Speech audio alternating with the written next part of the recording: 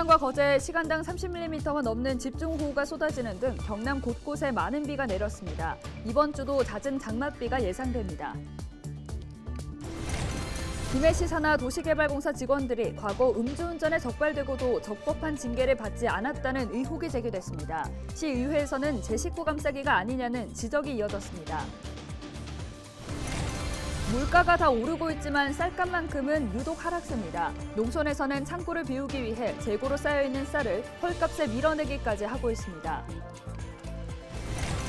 지난 주말 통영 앞바다에서 레저보트가 침수되는 사고가 있었습니다. 다행히 승선원 모두 구조되면서 인명피해는 없었습니다.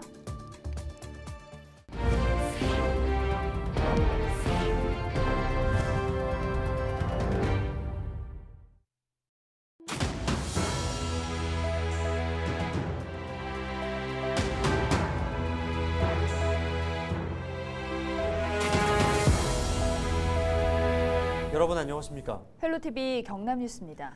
18일 새벽부터 경남에 많은 비가 내렸습니다. 특히 통영과 거제에서는 시간당 30mm가 넘는 집중호우가 쏟아졌는데요. 이번 주에 이런 잦은 장맛비가 내린다고 합니다. 보도에 권정수 기자입니다. 주택이 형체도 없이 폭삭 주저앉았습니다. 밤새 내린 비로 하동의 한 주택가 옹벽 일부가 붕괴하면서 주택을 덮친 겁니다. 다행히 인명피해는 없었지만 주민들은 가슴을 쓸어내려 했습니다. 남쪽 먼 해상으로 내려갔던 정체전선이 다시 북상하면서 18일 경남에도 많은 비가 내렸습니다. 통영과 거제는 시간당 30mm가 넘는 집중호우가 쏟아졌고 오후 3시까지 경남 곳곳에는 호우특보가 발령됐습니다. 19일까지 경남에는 30에서 80mm, 남해안에는 최대 150mm의 비가 예상되고 있습니다. 특히 해수면이 높은 사리 기간인 만큼 해안 지역의 주의도 필요합니다. 18일 새벽 부산, 울산, 경상남도에 비가 시작되어 19일 아침까지 이어지는 곳이 있겠습니다. 또한 18일 밤부터 19일 새벽 사이 강수 집중 시간과 대조기 만조 시간이 겹칠 것으로 예상되니 해안가 저지대 침수에 유의하시기 바랍니다. 이번 비는 19일 오전 대부분 그치겠지만 잦은 장맛비는 이번 주도 이어집니다. 기상청은 2, 3일 간격으로 정체전선의 영향을 받아 비가 내리고 영향을 벗어난 시기에는 폭염이 이어지겠다고 전망했습니다. 헬로TV 뉴스 권정숙입니다. 김해시 산하 도시개발공사에는 운전직 직원이 음주운전에 적발되면 해임된다는 규정이 있습니다. 그런데 과거 음주 직원의 징계 결과가 규정에 맞지 않다며 제 식구 감싸기라는 지적이 시의회에서 나왔는데요. 김영민 기자가 보도합니다. 김해시의회에서 김해도시개발공사 직원들이 과거 음주운전에 적발되고도 적법한 징계 절차를 받지 않았다는 의혹이 제기됐습니다. 징계 결과가 인사 규정에 맞지 않다는 겁니다. 운전직으로 입사한 직원 A씨와 B씨가 지난 2019년 내부감사에서 음주운전 사실이 확인됐습니다. 탱크로리를 운전하던 A씨는 정직 1개월, B씨는 부하 직원 성추행 혐의까지 추가돼 강등 처분을 받았습니다. 음주운전을 하고 사실 확인서를 조작한 C씨도 정직 3개월에 그쳤습니다. 이거 제가 봤을 때 좀 봐주기 같은데 혹시 제 식구 감싸기 뭐 이런 부분에 대해서는 하실 말씀 없으십니까? 아니 그런 건 아니었다고 생각합니다.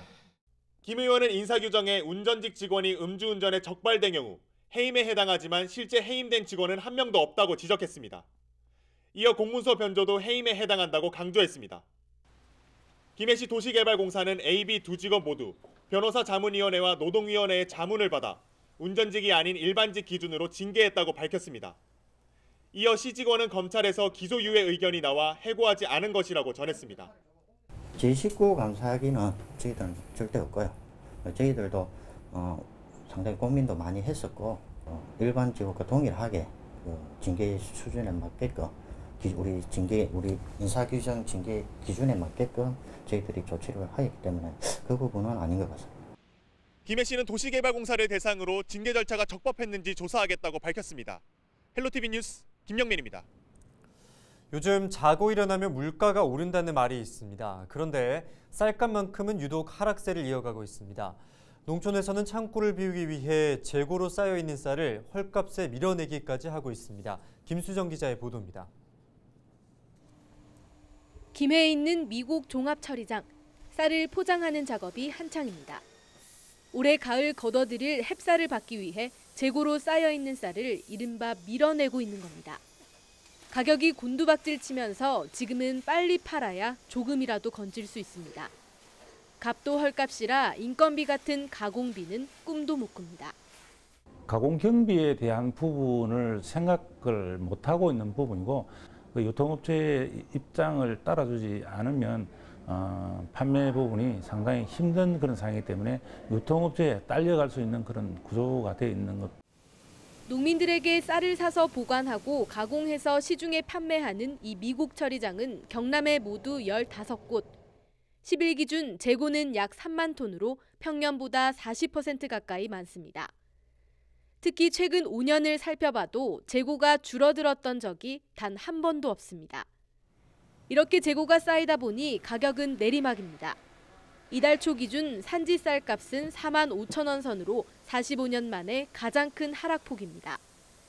농가에서는 기름이나 비료값 같은 농자재 가격만 앞다퉈 오른다며 한숨을 쉬고 있습니다. 요즘 촌에 쌀값은 보장이 안 되고 불안하고 비료값이라든지 기름값은 작년보다 엄청 오르겠어. 지금 현재 올해 쌀 생산해가지고 판매 걱정인지 걱정하고 있는 중이지.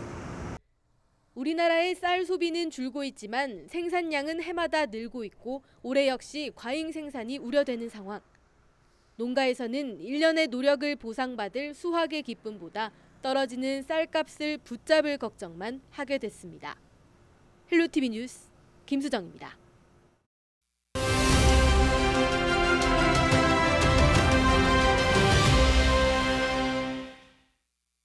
네, 코로나19 재유행이 본격화되면서 정부가 4차 백신 접종 대상을 50대까지 확대하고 나섰는데요. 보건당국이 접종 참여를 당부하고 나섰지만 4차 접종 실효성을 놓고 회의적인 시각은 여전한데요.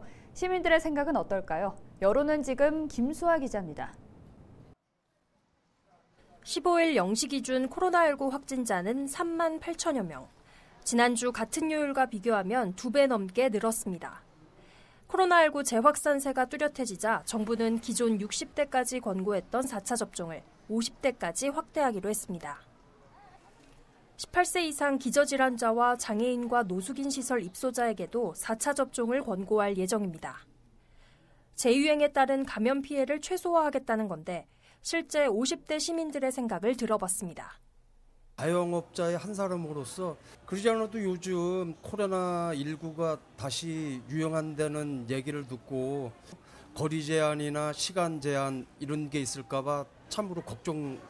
그래서 제 생각에는 전문가들이 얘기하는 것처럼 안전하다면은 저는 4차 예방접종을 할 예정입니다. 가장 큰 걱정은 역시 백신 부작용입니다. 3차까지 다 맞았거든요. 그리고 코로나 한번 알았고 그래서 굳이 4차까지 맞을 필요가 없다고 생각하고, 그리고 또 저는 몰랐었는데 주위에 그 부작용들이 엄청 많았더라고요. 그래서 그냥 4차는 저는 별로 안 맞고 싶어요. 50대까지 4차 접종 대상자가 확대됐지만 회의적인 시각은 여전합니다.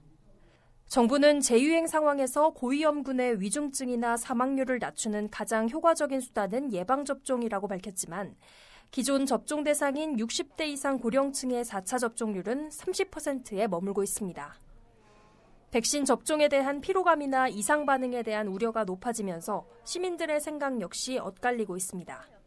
맞아야 된다고 생각한다. 어떻게든 하고 보고서는 해야지. 당해도 당하고 병 오는 것도 그래도 주사 맞고 나면 좀 약하게 올 거 아니에요. 약하게. 난 하는 게 좋다고 생각해요. 이렇게 4차를 접종한 친구들이 한두 명 있었어요. 그런데 3차까지는 괜찮았었는데 4차에서는 조금 힘들었다고 그러더라고. 금방 그렇게 4차를 하니까 그 코로나 그 약이 조금 오버돼서 그런지 어째. 특히 향후 4차 접종 대상을 전 국민으로 확대해야 하느냐는 질문에 대해선 대다수 시민들이 부정적인 입장을 내놨습니다. 그래서 그거는 이제는 본인이 알아서 해야 될 일 아닌가. 이제 코로나를 저희가 한 2년 정도 겪었으니까 본인들이 판단해서 본인들이 맞는 게 맞다고 생각해요. 강요하는 건 안 좋은 것 같아요. 강요는 아니고 이제 선택이라 생각합니다. 맞고 싶은 사람은 맞고 부작용이 있을 것 같다 생각하는 사람은 이게 자기 선택에 따라서 이제 안 맞는 걸 추천합니다. 대다수 시민들은 지난 2년간 강력한 사회적 거리두기를 지키며 백신 접종을 마친 바 있습니다. 코로나19에 대한 두려움과 잦은 백신 접종에 대한 피로감이 겹치면서 시민들과 보건당국의 고민이 깊어지고 있습니다. 자꾸 백신 접종만 확대한다는 것도 완전한 답은 아닌 것 같아요. 그러니까 접종도 접종대로 확대를 하되 과학적으로 좀 그거를 따져가지고 좀 최소화하는 쪽으로 숙제신 것 같죠. 헬로티비 뉴스 김수아입니다.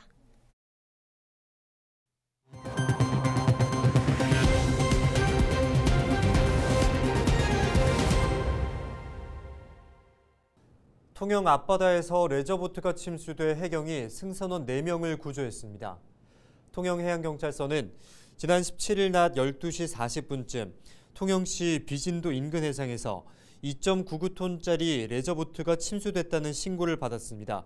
신고를 받고 출동한 해경은 연안 구조정을 투입해 승선원 4명을 구조했으며 침수된 레저보트를 통영 도남항까지 호송했습니다. 해경은 보트의 뒷부분이 암초에 부딪혀 기관실에 침수가 발생한 것으로 보고 있습니다. 통영해양경찰서는 통영 거제에 호우경보, 풍랑주의보와 강풍주의보가 발효됨에 따라 18일 오전부터 기상특보 해제 시까지 위험예보제 주의보 단계를 발령했습니다. 해경은 주의보 단계가 발령됨에 따라 바다 안전사고 예방 활동을 강화하고 갯바위나 방파제 등 위험구역 접근을 자제해 줄 것을 당부했습니다. 홍남표 창원시장이 개발이 지연되고 있는 마산 해양신도시의 공터 활용 방안을 찾겠다고 밝혔습니다. 홍 시장은 18일 SNS를 통해 마산 해양신도시 건설까지 시간이 걸리는 만큼 임시로 관광 등에 활용되는 것이 바람직하다고 강조했습니다. 이어 공터 개발을 제안할 기획자가 나타나고 시민들의 창의적인 생각이 더해진다면 개발 전 활용 방안을 찾을 수 있다고 덧붙였습니다. 박완수 경남도지사가 최근 발생한 창원 수돗물 유충 사태와 관련해 대책 마련을 촉구했습니다. 박 지사는 18일 오전 경남도청에서 열린 실국 본부장 회의에서 창원 수돗물 유충에 대해 도민들에게 안전한 수돗물을 공급하는 것은 행정과 지자체의 책임이라고 강조했습니다. 이어서 지자체장이 수도 사업자이기는 하지만 경상남도가 시군과 협의해 정수장 인력 충원과 점검 주기 확대 등 종합 대책을 마련하라고 지시했습니다. 또 이 자리에서 박 지사는 대우조선 협력업체의 파업 장기화가 지역 경제까지 위축시킬 수 있다며 해결을 위해 관계기관이 협력해 나가자고 말했습니다. 창원시가 석동 정수장의 깔따구 유충 발생과 관련해 수돗물 공급이 정상화될 때까지 생수를 지원합니다. 창원시 진해구는 18일 동장회의를 열어 수돗물 유충 발생으로 불편을 겪고 있는 어린이집과 취약계층 등에 생수를 공급하기로 하고 생수 4,000병을 우선 지원했습니다. 또 생수 공급을 담당할 전담팀을 운영할 계획이며 확보되는 생수의 양에 따라 지원 범위를 확대할 예정입니다.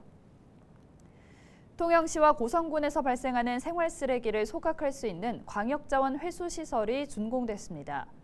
사업비 682억 원이 투입된 광역자원 회수시설은 하루 130톤의 쓰레기를 처리할 수 있는 소각로와 음식물 자원시설, 재활용 선별시설 등을 갖췄습니다. 통영시는 광역자원 회수시설 가동으로 쓰레기의 안정적 처리와 함께 경제적 효율성이 높아질 것으로 기대했습니다. 경남도교육청이 도내 미등록 대안교육기관을 대상으로 등록 신청을 받습니다. 신청 기간은 18일부터 29일까지로 도교육청 누리집 공고에서 필요한 절차를 확인해 접수하면 됩니다. 등록 기간은 8월에 서류 심사와 현장 실사를 거쳐 8월 말 공개됩니다. 도교육청은 대안교육기관 등록으로 미인가 시설이 법 테두리 안으로 들어오면서 학교 밖 청소년들의 학습권과 안전한 교육 환경 조성을 기대하고 있습니다. 가수 이명웅의 창원 팬클럽인 영웅시대 창원이 대한적십자서로부터 회원 유공장 명예장을 받았습니다. 영웅시대 창원은 올해 3월 경북울진 산불 복구 지원을 위해 500만 원과 생수를 기부했으며 정기적인 이웃 나눔 활동을 펼치고 있습니다. 이상으로 뉴스를 마칩니다. 함께해 주신 여러분 고맙습니다.